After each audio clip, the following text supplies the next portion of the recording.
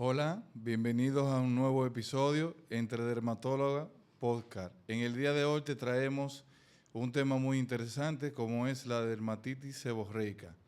Bienvenida a la doctora Jessica Núñez y a la doctora Loreni García. Para hoy, como le comenté, vamos a hablar de una enfermedad que es inflamatoria, una enfermedad muy frecuente en la población, la mal llamada capas en el cuero cabelludo y en áreas seborreicas como es el rostro. Esto es una enfermedad inflamatoria crónica, la cual afecta a una gran población. Esta está caracterizada por la presencia de escamas eritematosa, pruriginosa, localizada en el cuero cabelludo, región centrofacial, tórax, ombligo, y la región de la espalda baja. Existen varios factores de esta en la cual puede ser causada, son factores genéticos, ambientales, como son un clima muy intenso, puede ser mucho calor o mucho frío. También el estrés influye bastante en esta, factores micóticos por hongos, infecciones y genéticos. ¿Cómo está caracterizada, doctora, esta enfermedad a nivel de la población dominicana? ¿Cómo lo podemos ver? Bueno, particularmente como algo que tú dijiste ahora mismo, que es un motivo de consulta muy común, lo recibimos prácticamente a diario y tiene la particularidad de que es una de las enfermedades dermatológicas que afecta a toda edad, o sea, no tiene predilección por edad ni sexo.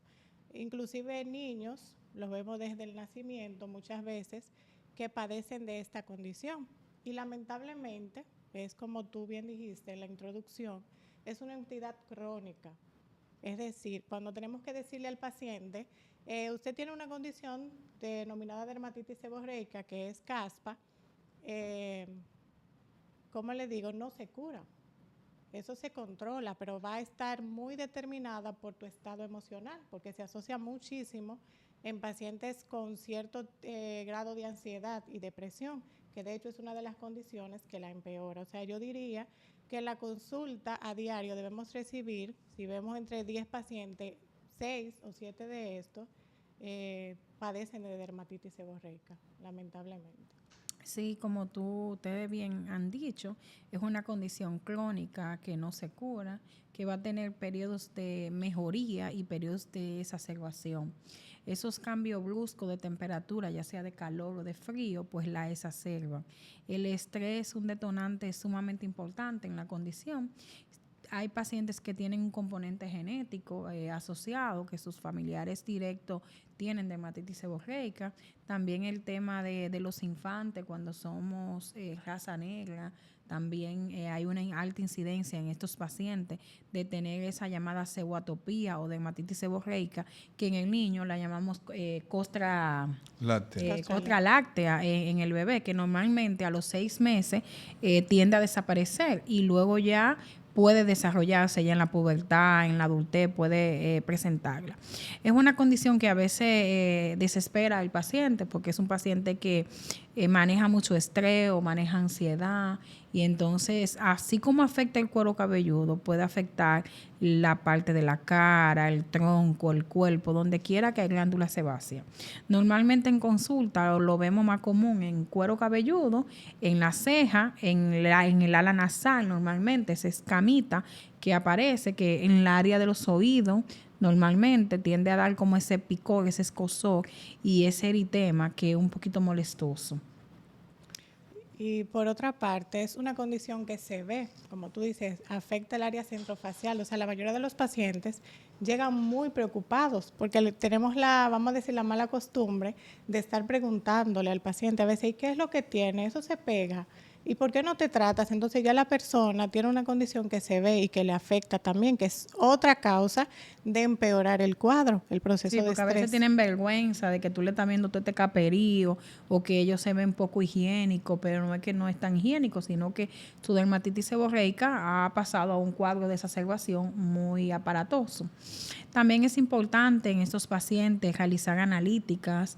Tenemos que ver la dosificación de zinc, de vitamina D, cómo están, porque también los pacientes que tienen déficit de vitamina D y de zinc sérico pueden tener cuadros de dermatitis seborreica más exacerbados. También en aquellos cuadros de dermatitis seborreica donde vemos esa caspa bien aparatosa, tenemos que hacer diagnósticos diferenciales con otras dermatosis que son eritematodeescamativas, como la psoriasis, por ejemplo, la psoriasis en cuero cabelludo. También ver si hay un componente inmunitario o un componente de inmunodeficiencia que esté afectando a ese paciente. Pacientes con HIV pues tienden a presentar una dermatitis seborreica más aparatosa que otros pacientes. También, como dice Brito, cuando hay hongos asociados como la malacesia, tiende a exacerbar el cuadro y a causar mucho prurito. Sí, en realidad, como ustedes lo han comentado, pues es un poco incómodo porque al paciente a veces que utilizan ropa negra y se le nota esa caspa en el suéter, en la camisa, es un poco incómodo. Las personas a veces piensan que tienen poca higiene.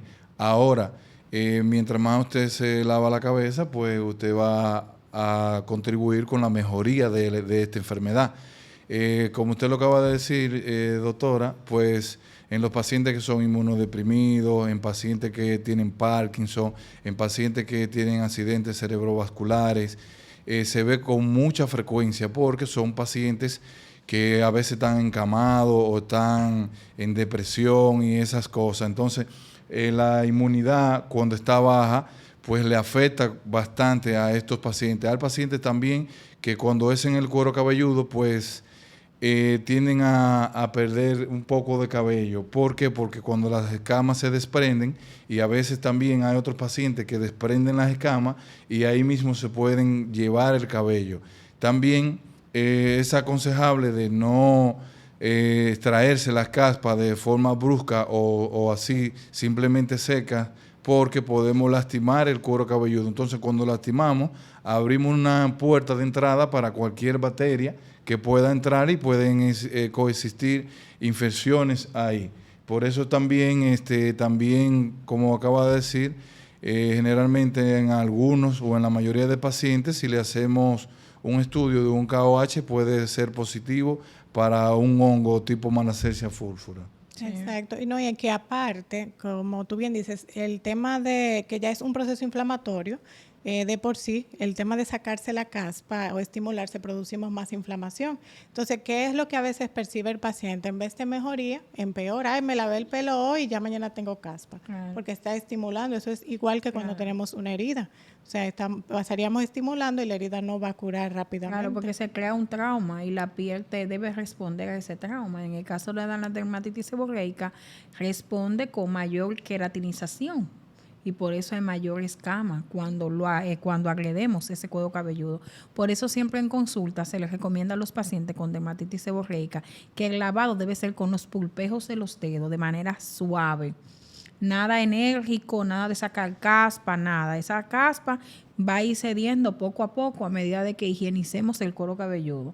Hay pacientes que hay que mandarle a lavar. El cuero cabelludo debería lavarse diario, pero como vivimos en un país y tenemos un pelo diferente, que nos gusta estar con el pelo bonito, pues a veces es difícil por el trabajo estar lavándolo todos los días, porque ahí esas asiáticas, europeas, se lavan el pelo, se lo dejan así y ese pelo está fenomenal, pero no es el caso de nuestro país. Entonces, lo recomendable cuando hay crisis de dermatitis seborreica que está muy exacerbada es lavarlo diario, si no interdiario, lo adecuado, y con un champú que tenga sulfato, que limpie bien ese cuero cabelludo, y encima de eso, pues un champú medicado, que ya tenga propiedades agregadas que va a contrarrestar o a tratar la dermatitis seborreica.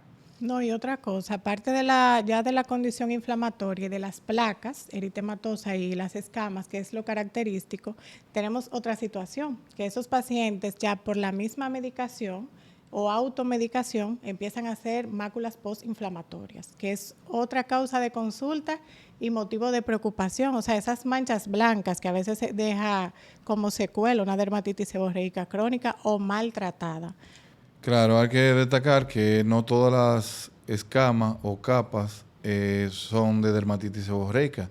Existen otras enfermedades como diagnóstico diferencial que podemos hacer, como Jessica acaba de decir en un momento, como la psoriasis, que es una de las enfermedades que con mayor frecuencia o más se parece a la dermatitis seborreica. Sin embargo, existe una enfermedad que es combinada entre la dermatitis seborreica y la psoriasis.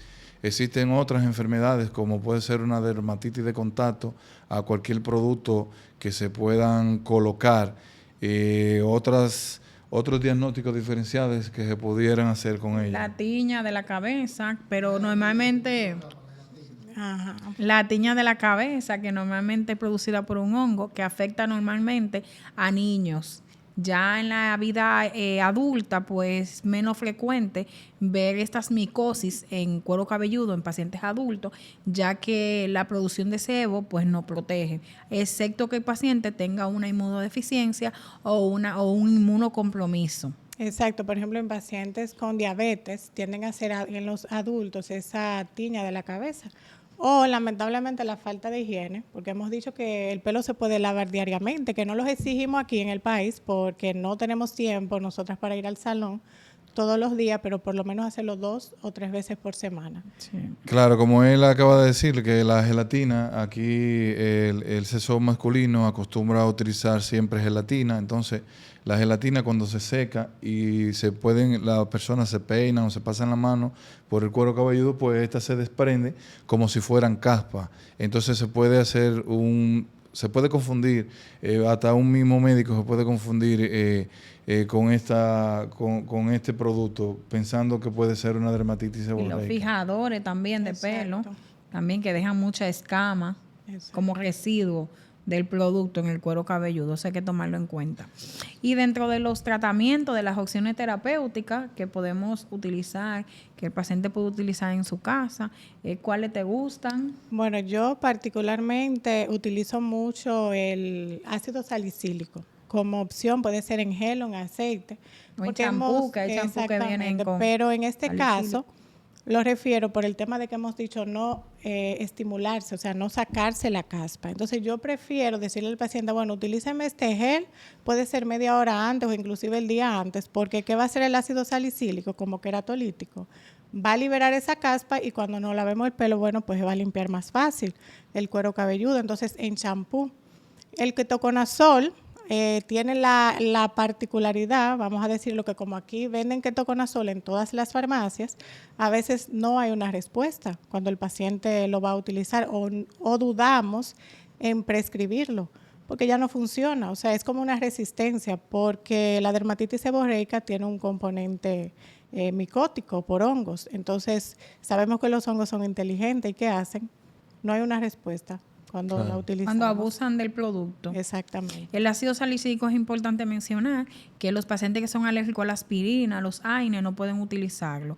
Es un principio activo, una herramienta muy buena, pero hay que tener esa parte en cuenta porque puede dar reacciones alérgicas. Claro, como es una enfermedad inflamatoria también, uno de los principios activos que nosotros utilizamos son los glucocorticoides. Se pueden Ya utilizar. estos son prescritos. Son prescritos. Podemos utilizar glucocorticoides de baja, alta y mediana potencia. Generalmente vienen glucocorticoides, vienen en champú y vienen también en ungüentos, cremas. Generalmente para el cuero cabelludo pues utilizamos champú, podemos utilizar lociones también y soluciones en el cuero cabelludo.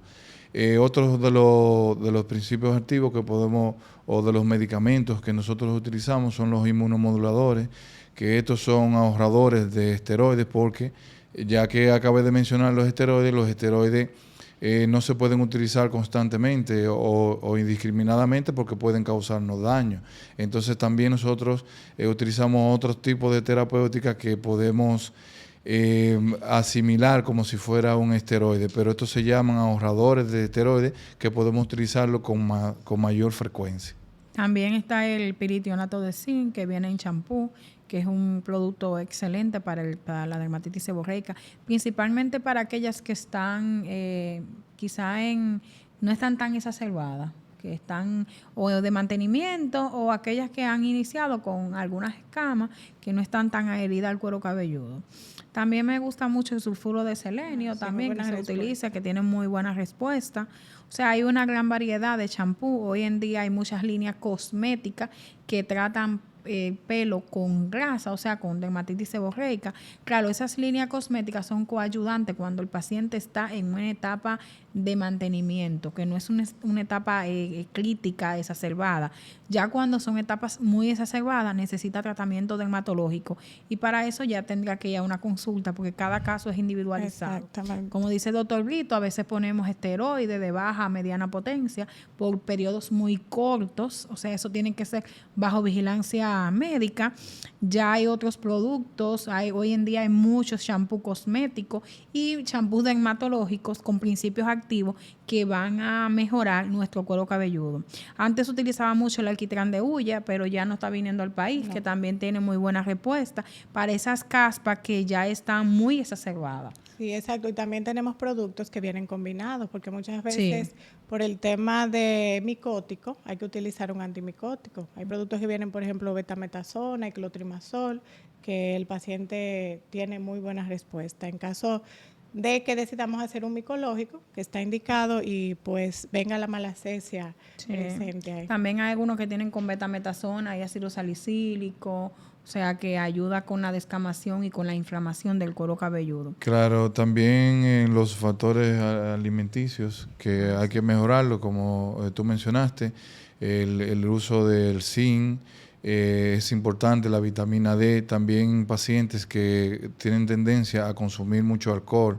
Estos pacientes tienen tendencia a empeorar la enfermedad, entonces tienen que tener un control sobre esto, ya que cuando está exacerbada la enfermedad es importante que no estén tomando alcohol o que no estén en climas extremos, Sí, porque eso es pueden empeorar la importante. enfermedad. No, y tener pendiente que por el mismo tema de que es una enfermedad crónica, el tratamiento es prácticamente siempre que hay que usarlo. Yo les recomiendo a los pacientes periodo de descanso. Bueno, está controlado, vamos a dejar que el cuero cabelludo descanse, porque son sustancias queratolíticas en la mayoría de los casos, que también pueden llevar a una irritación, el uso frecuente. Entonces, descansar un periodo de 3 semanas, un mes, y luego retomar el tratamiento, porque va a volver el cuadro. Puede ser hasta por los mismos productos, el residuo que dejan productos como nosotras que siempre usamos mascarillas, que el acondicionador. Entonces eso también activa la dermatitis seborreica. Sí, yo siempre le oriento a los pacientes que cuando van a usar algún producto hidratante o su mascarilla, su acondicionador para desenredar el pelo, lo hagan de la oreja hacia abajo, que no toquen el cuero cabelludo.